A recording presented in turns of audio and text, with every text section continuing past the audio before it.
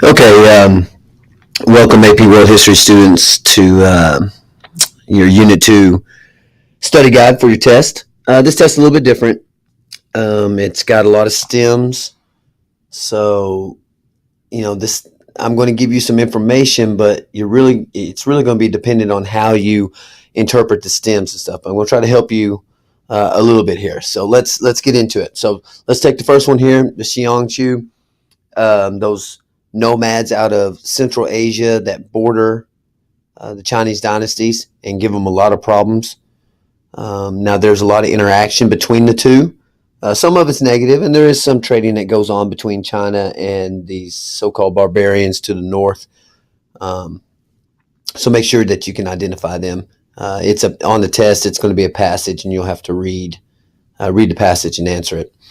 The next three: Daoism, legalism, Confucianism. Remember, the importance here is that we're trying to figure out a way to combat the Warring States period. We're trying to restore social order in China after the fall of the Zhou dynasty.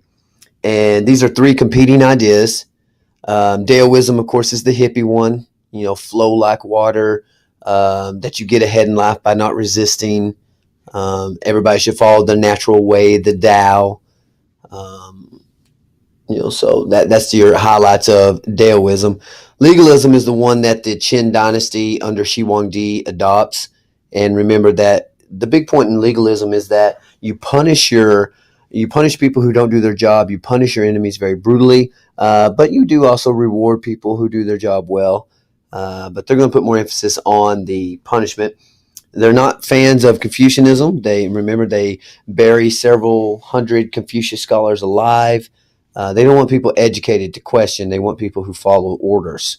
That's what they're looking for. But if you look at it objectively, they are very successful. They do restore social order in China. Now, it's brutal in the way that they do it, but there's certainly some accomplishments there. Remember, Shi Huangdi standardizes everything in China, and he's going to make it more efficient for sure. Now, Confucianism has the largest legacy of the three, in that later on it will become the educational system there in China. But the Confucianism is based around the idea of natural relationships between people. And if you follow the relationships and how you're supposed to act between each other, father to son, husband to wife, so on and so forth, ruler to subjects, then everything will take care of itself. So early on in the classical period, Confucianism's not accepted by the Qin, but it will become the educational background in China. Roman law. The Romans consider themselves a people of law, even if they are breaking those laws sometimes themselves. But they take great pride in that. Again, kind of similar to America. Really, other than that, I don't know. You had the 12 tables. Was the first Roman law. The Roman law, remember, Rome is divided between the patricians and the plebeian classes. Plebeians being the poor class, and patricians being the rich class. Civil service exams, where that's almost always going to be talking about China. Under the Han Dynasty, they institute civil service exams so that they can build up a large bureaucracy to efficiently run their very large dynasty, their very large empire, kingdom, whatever you want to call it. And this is going to replace, it's a merit-based system. It's going to replace the what's your last name, and we're going to give you a job even if you don't deserve it. Chinese student, it's a chance for upward mobility in Chinese society, and we're going to give them a chance to take a test, a very difficult test, but if they pass the test, then they can get them a job in the Chinese bureaucracy. So it's a pretty big deal, and it helps China, it stabilizes China, and with the right people doing the right jobs, it makes China tick pretty well. Now, under civil service exams, we get Alexander the Great. I'll try to keep it short on Alexander. Great conqueror. But his greatest legacy, without a doubt, isn't the fact that he never lost a battle, but it's that he spread Hellenistic values throughout the classical world. He took Greek gods and architecture and drama and philosophy and all these Greek ideas, blended them with Persian ideas after he conquered the Persian dynasties, and he spread them all the way to India. Without a doubt, his greatest legacy. He's going to build all these cities up, and they're going to spread Greek ideas, and the Middle East will love the Greeks pretty much forever. Even the Muslims were impressed by the Greeks. So that Alexander the Great, that's his greatest legacy without a doubt. Now, Socrates, Plato, and Aristotle. Socrates being the father of philosophy, Plato his student, and Aristotle is known for kind of the more sciencey, logic and reason type of the philosophers. He's going to be the one that influences Europe for over 1,000 years when the Romans go bye bye. A lot of Europeans are going to look at Aristotle as the guy. Ancient Greek sculptures. Oh, I skipped one. Sorry. Effects of the Vedas on Indian society.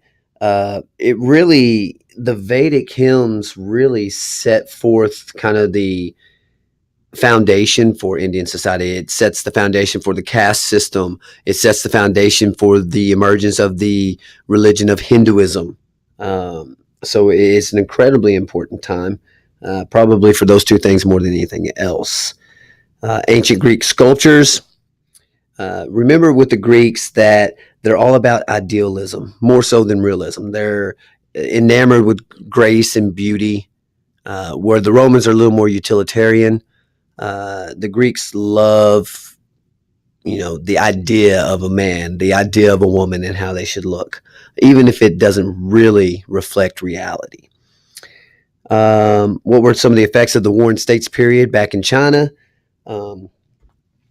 Chaos, disorder. It's decentralized. It affects trade. It's hard you can't move trade very far because it's too dangerous to do that. So when you have these large classical empires, it really facilitates long distance trade, and that's good for everybody. It's going to help the economy and stuff. So many effects of the Warring States period there. What was the importance of early Roman roads? It's going to move troops. It's going to move communication. It's going to move trade. It's going to facilitate all of those things. Germanic invasions and the fall of Rome. Don't forget, you have out there in Central Asia moving their way Attila the Hun, who has gathered the Huns up into a very powerful force. The Germanic tribes usually existed on the outskirts of the border of the Roman Empire. And, while there was some rough times between the two parties, there was also some trade and stuff that went on. But Attila, at this point in time, is more scary to the Germanic people than the Romans are, and so they choose to invade Rome. Essentially, the Germanic peoples do, and they will actually sack Rome in 410. Attila dies with the Huns. He never actually even makes it to Rome, but he does damage to Rome just by being out there, forcing the Germanic people in. And eventually the Germanic peoples will take over Rome in 476 AD, signaling the fall of Rome. Now remember, there were a lot of other things going on in Rome, pirates and inflation, and they had a lot of issues that had weakened the Roman Empire. Political institutions in India during the Classical Age. Remember that they were the Gupta and the Mauryan dynasties in the Classical Age. Chandragupta, the founder of the Mauryan dynasty, and Ashoka being the high point of the Mauryan dynasty. He had his stone pillar edicts that basically tried to tell people how to act, and kind of like posted laws and stuff like that. He converts to Buddhism, and so while he is in command, Buddhism is going to flourish because he's going to give a lot of money to Buddhist temples and whatnot. But the Mauryan dynasty doesn't outlive him very long, and so you'll get a short period between the two dynasties of regionalized kingdoms, and then the Gupta will emerge under the rule of Chandra space Gupta. The Gupta's smaller than the Mauryans, a little more decentralized. Trade between Rome and China, we know it happened. We know that there is a lot more evidence from the Chinese side with Chinese coins and Chinese documents that that record some of these interactions with the Romans, but there is certainly a lot of trade, Silk Roads, and all that good stuff that link these two areas. You have the Romans under, with control of the Mediterranean Sea. You have China with control of the Silk Roads and out into the Indian Ocean trade. So it's an important long distance trade route there. Um, why does 600 CE mark the end of an era in world history? I mean, there are a lot of different theories and reasons why. We're going to say this is our date, but really, you have the fall of long established cultures in Europe with the fall of the Romans, in Asia with the fall of the Chinese dynasties, and even in the Middle East too.